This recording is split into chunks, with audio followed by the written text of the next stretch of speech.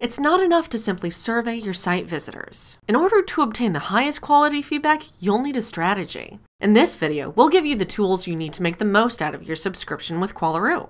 Before you even create your first survey, you need to identify what your goal is. The easiest place to start is to think through which of the areas in your visitor experience are still a mystery to you. Are you unclear about who your highest converting visitor is? Do you have a high rate of people abandoning their shopping carts with product in them? Are you looking to uncover why certain landing pages have such a high bounce rate? Or maybe you just need to know your NPS score and want to understand why people give you the rating that they do. Once you determine your goal, you can start thinking about which questions to ask and what areas to focus on. Typically, after I've identified the areas I want to focus on, I'll start thinking through the different ways to ask questions related to that area.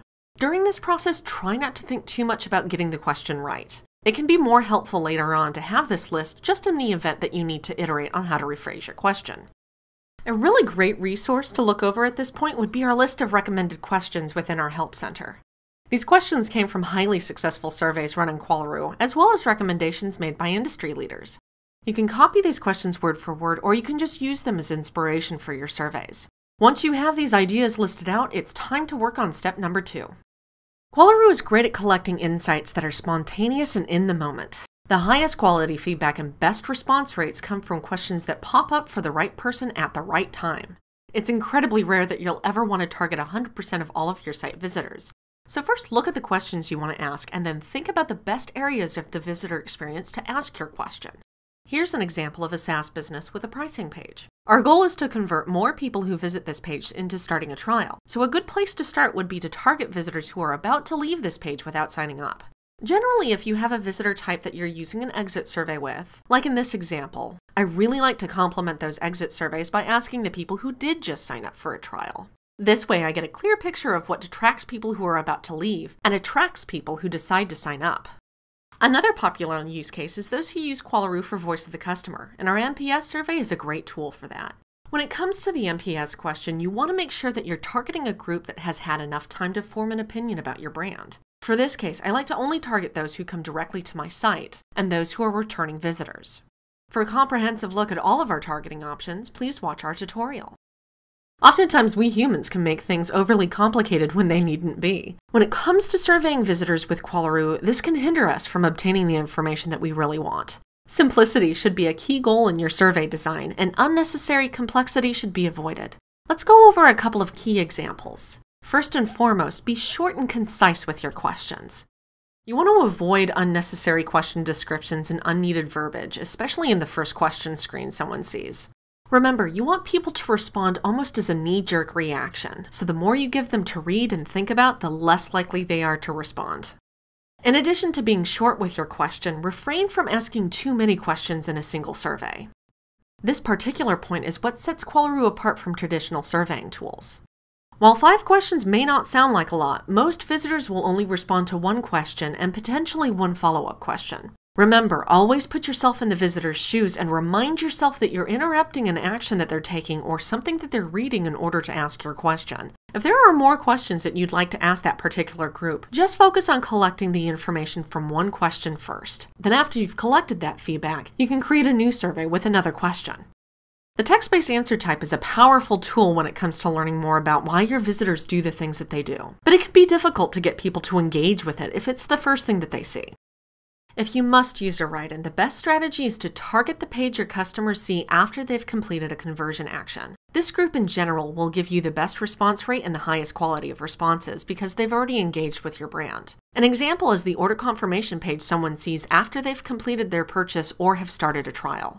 When it comes to targeting other areas in your funnel, the best way to get visitors to engage with the survey is by asking some sort of pre-qualifying question before they see the write-in. For instance, if you want to find out the purpose of someone's visit, you can start by asking, did you find what you were looking for, and have yes or no as the answer options. Then have the follow-up question ask what they came to the site to do.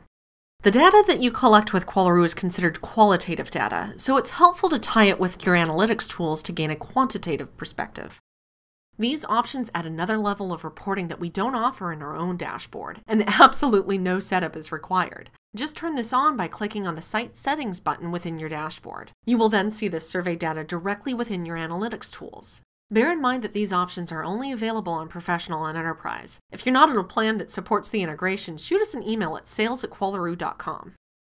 Your response rate is a really good metric to look at when you're trying to decide how successful your survey is, but it's also important to consider the quality of the responses that you're getting. If you're not satisfied with either, then it's time to take a new approach on how your question is phrased and who it's targeted to. With our cloning tool, we make it very easy to copy the original survey so you can change both the content and how it's targeted. We recommend using the cloning method as a way to keep the responses from each iteration separate. This can be very important, especially if you plan to remove questions or change answer options, since editing an existing survey in this manner once it started receiving responses can result in lost or confusing data, and no one wants that. Survey fatigue is a very real issue, and the best way to make sure your site visitors don't experience it is to be smart about running too many surveys at once.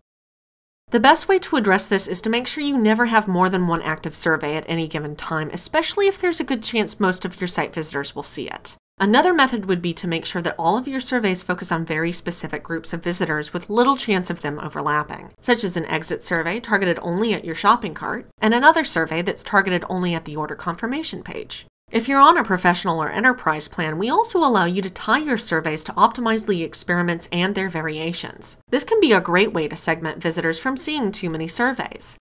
This final tip is the most important of all. The only thing worse than surveying your visitors is to survey them and do absolutely nothing with the information you collect. Remember the goal that you set before you ever created your first survey? Have that project queued up and ready once you've collected a sufficient amount of responses. We make it easy to go through all the data within our reporting interface, but we also give you the ability to export your responses to CSV for further analysis. If you're on a Professional or Enterprise plan, you can also utilize the data visualization tool Statwing. Now that you have the tools you need to get started with Qualaroo, take a look at some of our survey recipes. You can run these exactly as they are, or just use them as inspiration for your own projects.